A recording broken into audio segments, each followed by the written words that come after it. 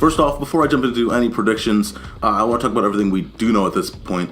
First off, we know that the general new Need for Speed series is a reboot from 2015 forward.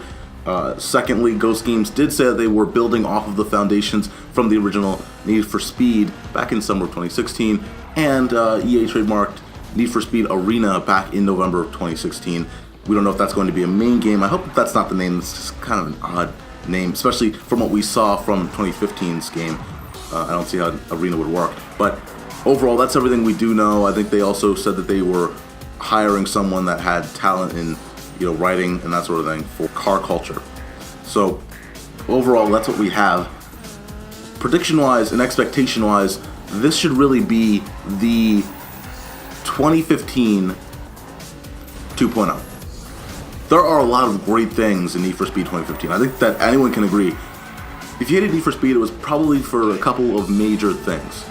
Number one, the online requirement. That was probably the most disappointing thing in the world. That requirement made me stop from even wanting to buy this thing day one. I was interested in buying Need for Speed at launch. I'm a huge fan of Midnight Club 3. I'm a huge fan of street racing games. We haven't had one in a while. I love the style. And when they said, "Oh, we require online," I waited until there was a price drop. I saw one on Amazon for a fire sale, and I just bought one later on. That's when I did my review. But I think that turned a lot of people off, including me. I was very disappointed in the fact that Ghost Games thought that would be the way that they were going to take Need for Speed. An online requirement for a street racing game is incredibly disappointing, and the fact that not just it's online, but the fact that the online ecosystem was just so small. I mean, any field that I went to, in any general world that I was in, there were only a few other characters around me, or online players around me. I always had to go back to CPU players. That was it. It was just a sort of dead environment.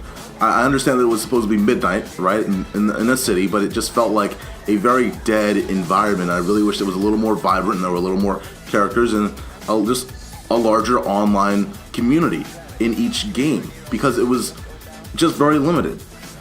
Additionally, you had the fact that the map was just small. I know it's large, if you looked at other open world games, it's probably fairly large, but when you're talking about a street racing game where cars are zooming around and have massive speed rates and you're going incredibly fast, you're going to go around that track in a pretty rapid amount of time. I really wish that they had used all of the spaces that they had on that map. I remember looking at the map when I first bought it and saying, okay, that's probably going to be DLC for later. But they never updated that. They never added in that space, those massive spaces and chunks of map that weren't ever used. So I really wish that they used those different missing pieces of map, because there are some great areas, right? There were winding roads and very epic areas for different types of vehicles. I love the way that they set this area up, a city for all different types of racing. Very cool and very awesome. I love that. Ventura Bay is a very cool environment, but it just needs to be a little larger. Additionally, I really think that in terms of the car collection, it should be expanded. I compared Midnight Club 3 to Need for Speed 2015. There's still a much larger car collection that Rockstar had a decade ago. You had SUVs, you had more classic cars, you had all these different vehicles, you had entry-level vehicles, more entry-level vehicles, I'm sorry, and just a wide selection of cars. This had a great selection of cars, very wide, but I thought that over time they expanded. They did. They had the great new GTR, I think it was V-Spec 2017 edition, or 2016 edition, and that was really cool, but I think that Need for Speed just needs to update only on...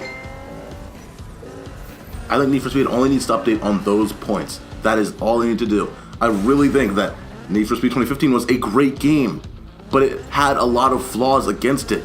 All they need to do is make a larger map with a couple new experiences, a couple new features, and not require online, and it's a great game.